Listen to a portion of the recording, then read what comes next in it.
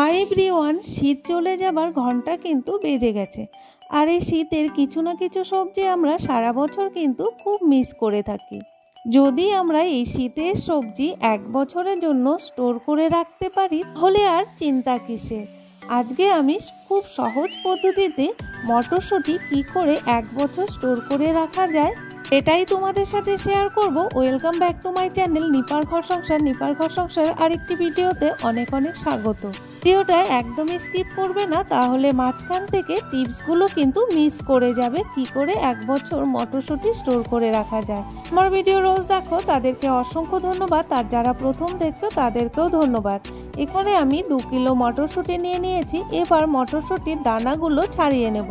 বন্ধুরা, শীত এখন শেষের পথে আর বাজারে অ্যাভেলেবেল মটরশুঁটি খুব কম দামে পাওয়া যাচ্ছে, তাই দেরি না করে তোমরাও এক বছরের জন্য স্টোর করে রাখতে পারো। বন্ধুরা, সমস্ত মটরশুঁটির দানাগুলো ছাড়ানো হয়ে গেছে।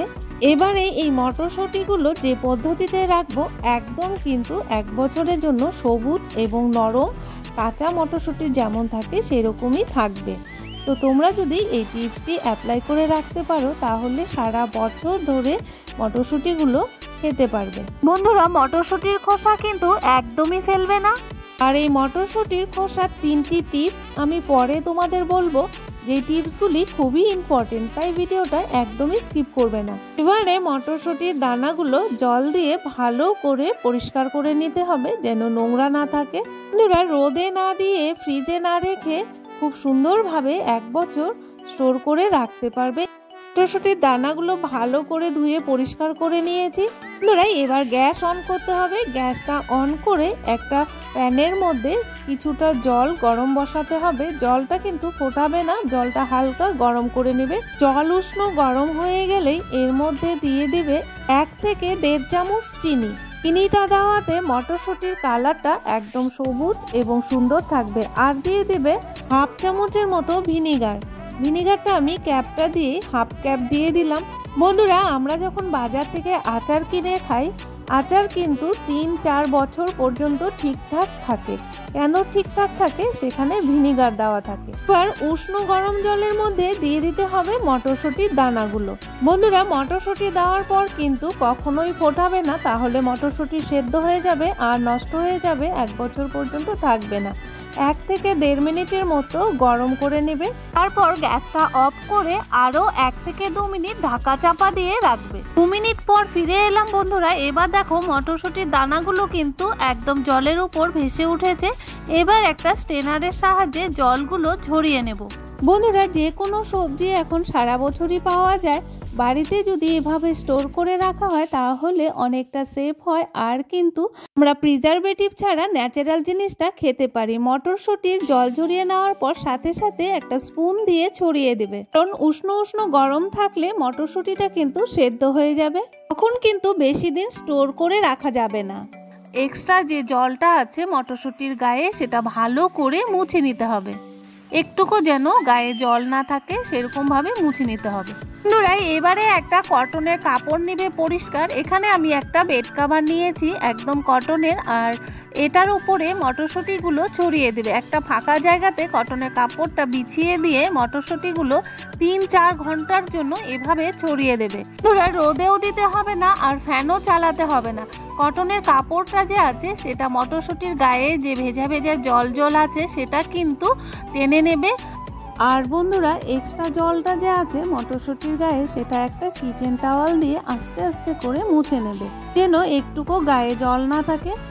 এবারে 4 থেকে 5 ঘন্টার জন্য আমি এখানে মটরশুঁটিগুলো ছড়িয়ে রেখে দিলাম। 5 ঘন্টা পর ফিরে আসছি। বন্ধুরা, প্রায় মানুষই আছে যে মটরশুঁটির দানা ছাড়িয়ে খোসাগুলো ফেলে দেয়। কখনোই খোসাগুলো ডাস্টবিনে ফেলে দেবে না। বন্ধুরা, এই মটরশুঁটির খোসাতে কিন্তু অনেক গুণাগুণ আছে। বন্ধুরা, যেই মটরশুঁটিগুলো একটু কচি ধরনের হবে খোসাগুলো, সেইগুলো কিন্তু বাটা খেতে পারো কিংবা স্ন্যাক্স হিসাবে ভেজে খেতে পারো। যেই মটরশুঁটির খোসাগুলো একদমই কচি সেইগুলো স্ন্যাক্স হিসাবে খেতে দারুণ লাগে। সেটা কি করে ভাজবে? বেসনের যে আমরা বেগুনি করি সেই রকম বেসনের একটা ব্যাটার তৈরি করে মটরশুঁটির খোসার ভেতরের দিকে একটা শক্ত ধরনের শাঁস থাকে, সেটাকে ফেলে দেবে। তারপর বেসনে ডুবিয়ে স্ন্যাক্স হিসাবে ফ্রাই করে নিতে পারো। সন্ধেবেলা মুড়ি চায়ের সাথে খেতে দারুণ লাগে। বন্ধুরা, আমরা মাঝে মাঝে কিন্তু রেস্টুরেন্ট কিংবা বাইরের ফাস্টফুডগুলো প্রায়ই অর্ডার করে থাকি। আর আমরা মটরশুঁটির খোসাগুলো ফেলে না দিয়ে যদি বাড়িতে স্ন্যাক্স হিসাবে ভেজে খাই, তাহলে দেখবে বাইরের রেস্টুরেন্টে যে দামি দামি খাবার সেইগুলো হার মানবে। বন্ধুরা, মটরশুঁটির খোসা 2 নম্বর টিপসটি হলো কালো জিরে, রসুন আর কাঁচা লঙ্কা দিয়ে মটরশুঁটির খোসা বেটে খেলে এক থালা ভাত এক নিমেষেই শেষ হয়ে যাবে। তোরা বাইরের রিচ ফাস্টফুডগুলো আমরা অর্ডার করে না খেয়ে যদি ফেলে দেওয়া জিনিস দিয়ে বাড়িতে যত্ন করে খাবার তৈরি করি, তাহলে দেখবে দামি দামি খাবারের থেকে এই ছোট্টখাটো খাবারগুলো খেতে এতটাই টেস্ট যে মুখে লেগে থাকবে, বারবার খেতে ইচ্ছে করবে। 3 নম্বর টিপসটি হলো আমরা ফার্টিলাইজার হিসাবে এই মটরশুঁটির খোসা ব্যবহার করতে পারি। এতে কি হয়, গাছও খুব ভালো হয়, গাছের ফুল ফল দুটোই ভালো হয়। এই মটরশুঁটির খোসাগুলো সারা রাত যদি ভিজিয়ে রাখো, তারপর সেই জলটা যদি তোমাদের মানি প্ল্যান্ট কিংবা ছাদ বাগানের গাছে দিতে পারো, তাহলে দেখবে গাছের গ্রোথ খুব ভালো হয়েছে। আমরা ফিরে এলাম 5 ঘন্টা পর। মটরশুঁটিগুলো দেখো একদম কিন্তু শুকিয়ে গেছে। বন্ধুরা, মটরশুঁটির গায়ে কিন্তু একদমই জল নেই, দেখতেই পাচ্ছ। মটরশুঁটির কালারটাও কিন্তু খুব সুন্দর আছে। রোদে শুকালে কিন্তু কালারটা নষ্ট হয়ে যাবে। এবার একটা পাত্রে এই মটরশুঁটির দানাগুলো উঠিয়ে নেব। বন্ধুরা, আর কদিন পরে কিন্তু একদমই মটরশুঁটি পাওয়া যাবে না, তখন কিন্তু আফসোস করতে হবে মটরশুঁটির জন্য। এই দেরি না করে তোমরাও 1 বছরের জন্য মটরশুঁটি স্টোর করে রাখতে পারো, যে কোনো রেসিপিতে ইউজ করতে পারবে। বন্ধুরা, এবারে হাফ টিস্পুনের মতো সর্ষের তেল আমি মটরশুঁটিতে মাখিয়ে নিচ্ছি, তাহলে মটরশুঁটি পোকা ধরবে না আর সুন্দর থাকবে। আমি কিন্তু এই মটরশুঁটি 1 বছরের জন্য রেখে দিলাম, আবারও আরেকদিন করে রেখে দেব। তোমাদেরও যদি ভালো লাগে এইভাবে কিন্তু তোমরা রেখে দিতে পারো।